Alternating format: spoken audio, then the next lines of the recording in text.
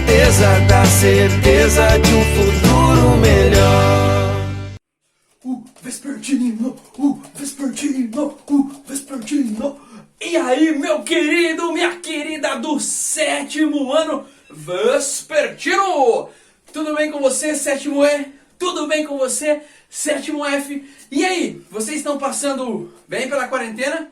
Todo mundo tranquilo aí, ficando em casa, se cuidando, se protegendo para que este momento diferentão aí passe logo? Espero que sim. E ó, enquanto as aulas não voltam, nós continuamos onde?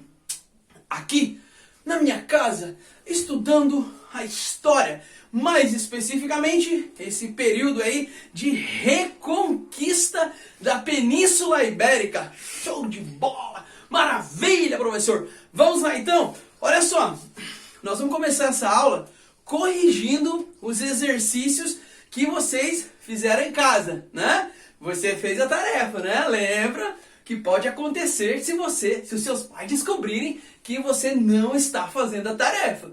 Não pode vacilar não, senão, ó, você não quer isso aí, não é verdade? Bom, olha só, vamos corrigir então?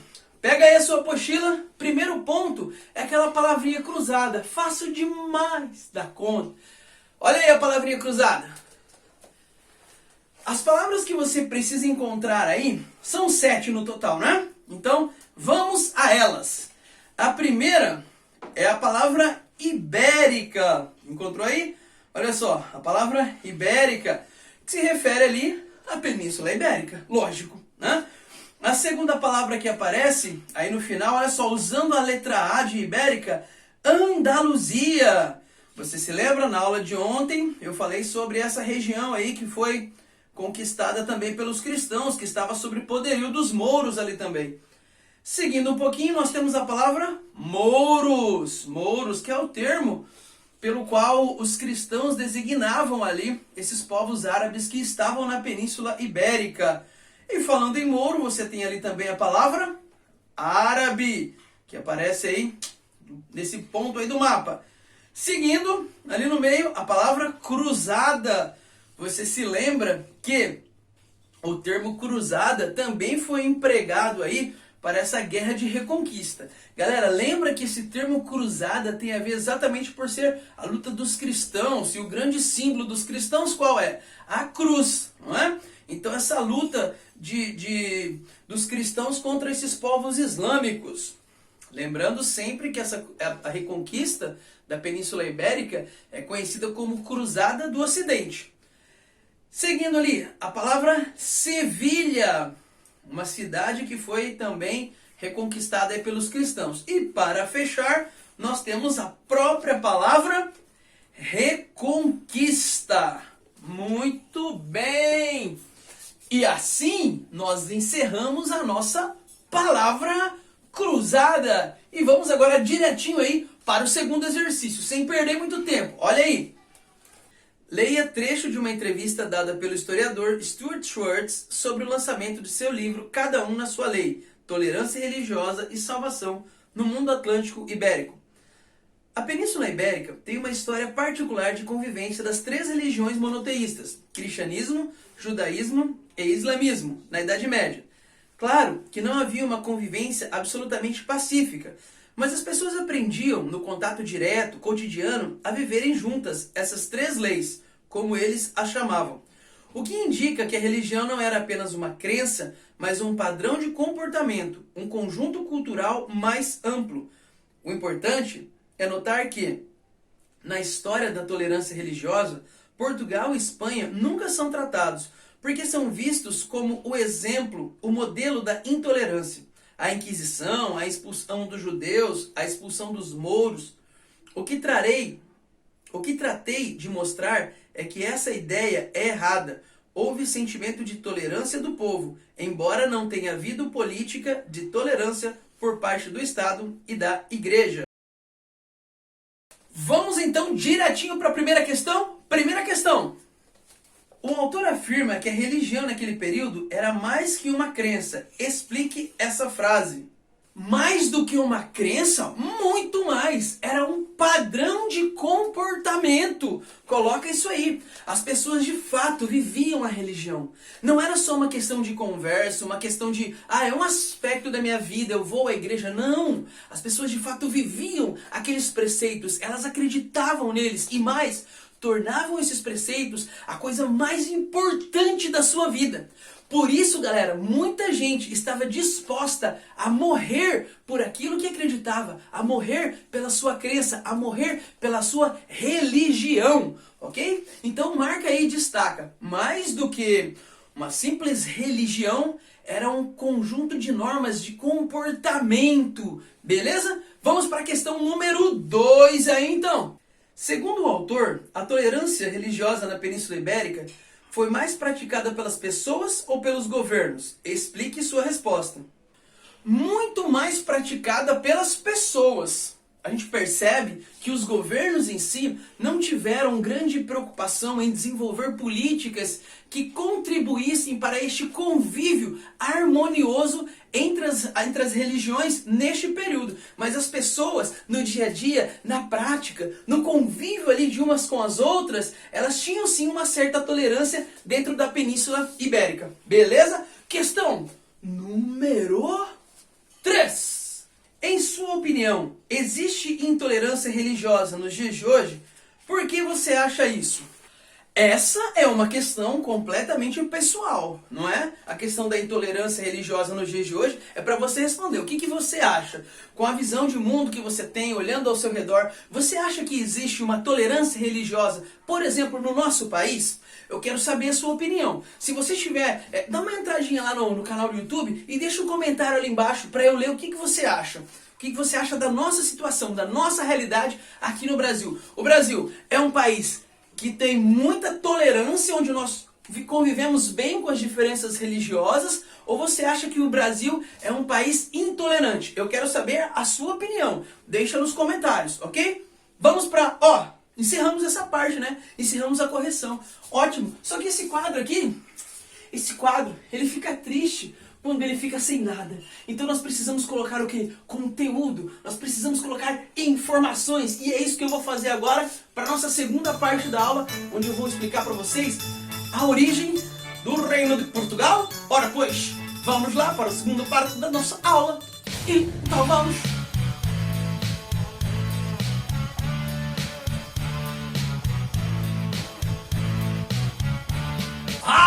Vamos falar dos nossos amigos portugueses. Ora pois, o surgimento da centralização de poder dentro de Portugal. É isso aí, galera. Portugal é o primeiro reino, a primeira monarquia da Europa Ocidental a centralizar o seu poder na figura do rei. E nós vamos estudar agora como se deu esse processo de centralização. Bora lá então!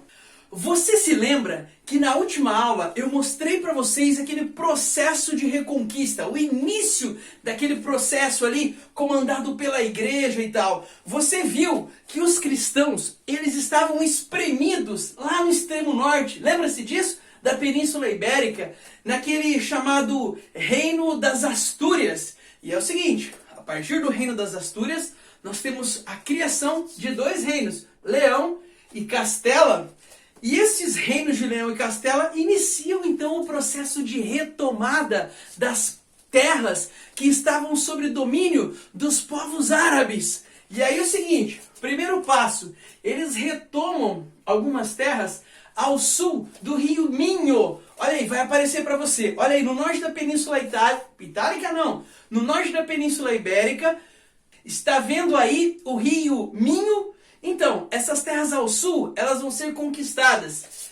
E aí, galera, depois que essas terras são conquistadas, os reis de Castela e de Leão, eles precisam ocupar esse território. E qual é a ideia? Qual é o projeto de distribuição de terras que estava ali na Europa Ocidental? O esquema dos feudos, você se lembra disso? Então, nessa região vai ser fundado o Condado Portucalense. E essas terras, elas vão ser entregues aqui, para esse nobre Henrique de Borgonha. Esse camarada aqui, da região de Borgonha, ali próximo da França, esse camarada, ele ajudou muito nas guerras, nas batalhas, para conquistar aquela região. E aí, o que acontece? Os reis aqui, então, pensaram, vamos fazer com que esse cara, ele permaneça aqui na nossa região, ele nos ajude, vamos criar laços que nos unam, laços de suzerania e vassalagem. Então essas terras foram entregues para o Henrique de Borgonha. E tem mais, o cara foi tão valente, ele foi tão guerreiro, que nós não vamos entregar apenas terras, nós vamos entregar a mão da nossa filha, a Teresa, para ele também. O Henrique de Borgonha, ele não só recebe as terras, como recebe também a mão não, ela inteira, a Teresa, filha aqui do rei e da rainha de Leão e de Castela. E ele vai se casar com ela.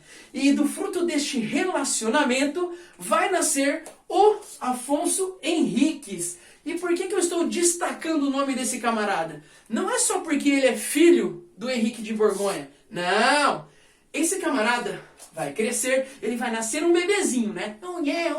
Depois ele cresce, se torna um homem, e no ano de 1139, ele vai proclamar a independência de Portugal. Meu amigo, ele fala o seguinte: não quero só ser súdito do rei, eu quero ser o rei. E assim, Portugal se torna independente dos reinos de Leão e Castela no ano de 1139. Você acha que os reis ali de Leão e Castela, eles ficaram, o rei e a rainha, né? Ficou tudo muito estranho isso aí, né? Mas tudo bem. Não vou cortar, vou editar, vou deixar para mostrar que a gente falha ao vivo nesse nosso estúdio aqui, mas a gente segue em frente. Então, ele se torna o rei de Portugal. Os reis de Leão e Castanha, o rei e a rainha, né? O governo ali, é claro que não aceita. E você vai ter alguns conflitos. Eles vão tentar de toda forma impedir essa separação. Mas não vai rolar. Portugal se torna independente. Pam, pam, pam, pam. Pam, pam, pam, pam. Ai, eu dançando, sou uma desgraça dançando, mas tudo bem. Olha só. Proclamação da independência foi feita. Aí é o seguinte. Portugal, a princípio, é só um paizinho pequeno. Quer dizer, Portugal é pequeno até hoje, né? Mas na época ali é um território menor ainda. Mas o que acontece? No momento da Segunda Cruzada, olha só, 12 anos depois da proclamação da independência, nós vamos ter, lá mais para a parte da Itália, ali naquela região, a convocação da Segunda Cruzada. A Segunda Cruzada, com o objetivo de libertar Jerusalém. Aquela cruzadona mesmo, famosona. Então, nessa época, o Afonso Henriques, ele aproveita esse momento que as pessoas estão sendo conclamadas a lutar contra os povos islâmicos, e ele fala assim: galera, vamos também dar uma força aqui para recuperar a Península Ibérica. Quais os nobres que estão juntos comigo? E aí muitos nobres aderem a essa ideia. E nós vamos ter então um momento de expansão do território português em direção ao sul. A cidade de Lisboa, ela vai ser conquistada. Então na região ali do Rio Tejo. Então o reino de Portugal se expande até aquela localidade. E um tempo depois, lutas continuam. E Portugal então vai ser expandido até a região dos Algarves. Do Algarves, que é uma região muito bonita, uma região de praias e tal, lá em Portugal. E começa a ter essa carinha que Portugal tem nos dias de hoje, percebe? Então, o processo de formação do território português, ele se dá também dentro desse contexto aí das guerras da Reconquista, ok? Passando para o lado de cá agora. Galerinha, eu disse no começo dessa aula que Portugal é a primeira monarquia centralizada da Europa. O que isso significa? Monarquia centralizada é aquela onde o rei, ele manda de fato em todo o reino. Porque você se lembra, qual era a dinâmica deste período feudal? O rei mandava em tudo? Mandava? Não! O rei não mandava em tudo. O rei mandava de fato dentro do seu feudo. Mas o que acontece? Para criar laços de suzerania e vassalagem, ele pegava o seu reino e dividia, lembra-se disso? Dividia em várias partes e entregava essas partes para outros nobres. Então, de forma geral, dentro da Europa é assim que funcionava. Mas em Portugal não. Em Portugal, o que acontece? O rei vai conseguir manter o seu poder. Ele vai conseguir manter o poder centralizado. Alguns fatores contribuem para isso. Primeiro, eu destaquei aqui a questão do tamanho. Portugal, como eu já disse também anteriormente, não era um reino assim, grandão, gigante, que precisava dividir para poder governar. Então era um reino pequeno até. Um outro fator também é que a nobreza não se esforçava muito, tá? Não se esforçava muito para se distanciar do rei. Por quê? Existia sempre a ameaça de Castela, a ameaça de Leão e Castela de tentarem... Gostou? Efeitos sonoros, leoninos. Moleque! Então, os reinos de Castela e Leão estavam sempre ameaçando ali tomar as terras. Então, o que acontece? Essa nobreza, ela sempre estava próxima do rei. Dessa forma, o rei consegue, então, manter o seu poder. Um outro ponto que eu vou destacar aqui para vocês é esse aqui, Sem uma perspectiva de expansão territorial, por quê? No sul, já tinha atingido ali o limite. No leste, você tem outros reinos cristãos que estão se estabelecendo ali também, né? O que no futuro vai formar a Espanha. No oeste, Oceano Atlântico. Não tem o que fazer. Para onde eles vão expandir então? A expansão portuguesa agora vai ser em direção ao mar. Isso! Os portugueses se dedicam a uma série de atividades marítimas. Por exemplo, pesca, extração de sal. E claro, para tudo isso acontecer, você precisa de barcos. Então você tem uma indústria naval. Não dá para chamar de indústria ainda, né? Porque indústria vai ser só lá na frente. Mas você tem ali uma série de atividades ligadas ao mundo naval que começam a se desenvolver dentro de Portugal. Galera, vocês estão percebendo por que os portugueses vão ser pioneiros no processo das grandes navegações? Eles têm contato com os árabes. Lembra que eu disse na última aula? Estão se apropriando aí de todos aqueles conhecimentos dos povos árabes, o astrolábio e coisas do tipo, conhecimentos teóricos também com obras dos gregos, e agora eles estão se dedicando a essas atividades marítimas. Olha só, aos pouquinhos as coisas vão se encaixando para que você entenda por que os portugueses são os primeiros a se lançarem para o Oceano Atlântico. Seguindo aqui, nesse contexto, onde você começa a ter pessoas que se dedicam a essas atividades marítimas, surge um grupo, um grupo diferente de tudo que acontecia ali. Um grupo de pessoas que não são servos, não são nobres e não são do clero. Um grupo de pessoas que ganham a vida, que sobrevivem comercializando. Que loucura! Comercializando. Que atividade mais tosca!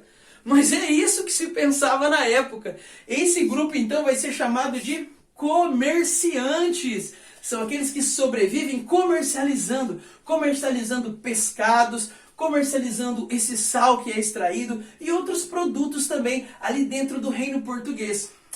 E isso aqui vai dar muito certo. Com a expansão, à medida que o comércio vai renascendo, certo? As cidades italianas, lembra dela? Gênova, Veneza, elas começam agora a expandir a questão comercial. E aí, para chegar lá no Mar do Norte, vou colocar uma outra imagem para você. Olha só, para chegar ali naquela região mais ao norte da Europa, elas não querem ir por terra, porque acham ainda talvez arriscado, mais custoso. Então, estas cidades, elas optam pelo comércio marítimo. E olha só, galera, no meio do caminho, quem é que está? Portugal! Portugal torna-se ali um ponto de parada para estes comerciantes genoveses, venezianos, que estão navegando rumo ao Mar do Norte. Ali, os seus navios fazem reparos, ali eles compram víveres, água, por exemplo, alimentos, para poder continuar a sua viagem.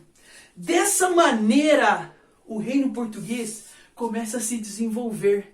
Dessa maneira, as pessoas que estão vivendo ali em Portugal começam a entrar em contato com esse mundo marinho cada vez mais, com esses navegadores que passam por ali e começa a desenvolver no espírito do povo português essa tendência para ir aventurar-se no mar desconhecido que era o Oceano Atlântico neste momento. Está percebendo? Então você vai notando aí toda essa dinâmica, criando as condições para que Portugal, ó, decole. Não, eu ia falar decole nas grandes navegações, mas quem decola é avião. Para que Portugal navegue nas grandes navegações. Pessoal, seguinte, mas professor, e a nobreza? Não existe a nobre dentro de Portugal? Claro que existe, meu querido. É claro que existe. E ó, vou te falar, esses nobres, eles não estão nem um pouco satisfeitos com esse crescimento dos comerciantes. Porque, à medida que esses comerciantes começam a crescer, eles crescem financeiramente e crescem em importância dentro do reino também. Vai chegar um ponto em que eles vão estar bem descontentes. Porque leis começam a serem feitas que atendem aos interesses dos comerciantes. E os nobres portugueses ficam pensando assim, ora pois, onde estamos a tradição portuguesa? Precisamos voltar para os interesses feudais, para os interesses dos portugueses que devem trabalhar na terra. Isso está errado. Os nobres não estão Os nobres não estão nada contentes com essa situação. Então, eles veem uma oportunidade no ano de 1383. O rei Dom Fernando, ele morre sem deixar herdeiros. E aqui, a nobreza portuguesa pensa assim, que faremos agora? Ora, pois, vamos voltar para o reino de Castela e Aragão, ou Castela e Leão, para os espanhóis. O que acontece? A nobreza portuguesa tem a ideia de se juntar novamente ao reino de Castela. Porque o reino de Castela mantinha ainda uma estrutura feudal. Então, para a nobreza, aquela estrutura feudal era muito mais interessante. Porque dentro daquela estrutura feudal, eles têm um papel relevante, um papel de importância. Não é isso? Mas é óbvio que os comerciantes não vão aceitar essa interferência. Eles chamam os nobres de traidores, onde já se vê ora pois a voltarem para o reino de Castela. Isto não iremos aceitar e não aceitam. Os comerciantes, então, agora, com o apoio de parte da população, chamam a nobreza de traidores e eles buscam agora uma outra alternativa. E qual é a alternativa? Ao invés de pegar a coroa e dar para o rei de Castela, eles falam o seguinte, vamos buscar no meio da família real alguém que possa reinar sobre nós. E eles encontram Dom João de Avis, o irmão de um antigo rei português, então da família real, né, do rei Dom João, o irmão do Dom João. E aí o que acontece? Neste momento, você vai ter dentro de Portugal uma disputa pelo trono, uma guerra entre a nobreza de um lado, apoiada pelo rei de Castela, e os comerciantes do outro, junto com a população, apoiando aqui o Dom João de Avis. E você tem confronto. Quem vence esse confronto? Os comerciantes e o Dom João de Avis se torna então rei de Portugal. Olha só, esse episódio é bem importante na história portuguesa por alguns fatores. Ele é chamado de Revolução de Avis. Destaca aí, tá? Revolução de Avis, 1385, porque nesse episódio nós vamos ter uma mudança de dinastia. Olha só, lembra aqui? Com o Afonso Henriques proclamando a independência de Portugal, nós tivemos início a dinastia de Borgonha. Essa é a primeira dinastia. Agora, com a morte do Dom Fernando sem deixar herdeiro, e o Dom João de Avis assumindo o trono, nós vamos ter o início da segunda dinastia portuguesa, a dinastia de Avis, com o Dom João I. Essa dinastia vai governar por muitos anos, inclusive durante o período dos descobrimentos, o período do descobrimento do Brasil é a dinastia de Avis que está no poder. Durante aquele período do Dom João VI, que nós vamos falar ainda, quando ele vem para o Brasil, dinastia de Avis, beleza? Então, galera, esse é um resumo assim do que acontece nesse processo de centralização de poder dentro de Portugal. E você já começa a notar aí os fatores que vão levar os portugueses ao pioneirismo das grandes navegações. Beleza?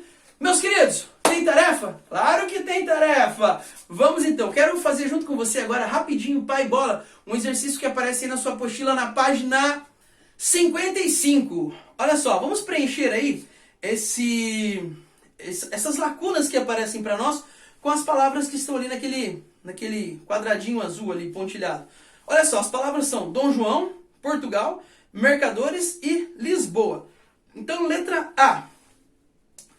Derrotou as forças de Castela em um episódio conhecido como Revolução de Avis. Fácil, né? Acabamos de falar. Quem é? Dom João. Letra B. A atual capital de Portugal. Nossa, não precisa nem continuar lendo, né? Qual é a atual capital de Portugal? Lisboa. Letra C. Primeiro reino centralizado da Europa no fim da Idade Média foi? Portugal. E, letra D. O primeiro rei da dinastia de Avis beneficiou principalmente os mercadores. É isso aí. Depois da instituição da dinastia de Avis ali, você vai perceber que o rei Dom João, ele começa agora a criar uma série de leis que de fato vão favorecer o desenvolvimento do comércio dentro de Portugal. Beleza? Galera, nós vamos parando por aqui. Você tem tarefa para fazer, tá ali em cima. Eu quero que você leia um pouquinho sobre o processo de construção agora da monarquia espanhola e faça alguns exercícios ali também para a gente ganhar tempo. Na próxima aula eu vou falar sobre esse processo de centralização e nós vamos corrigir as questões, beleza? Não deixe de fazer sua tarefa, hein? Senão, você lembra lá, beleza? Galera, um beijo no seu coração e vamos encerrar essa aula ao som português, com certeza. Ora pois, pam, pam, pam, pam. Novos mares, horizontes, aonde quer chegar. O que quiser, tudo alcança, basta acreditar. Novos tempos de mudança, com o pé no chão. Mergulhando nos estudos, acha a solução. O amanhã não é um mistério pra quem leva a sério. Siga a correnteza da certeza de um futuro melhor.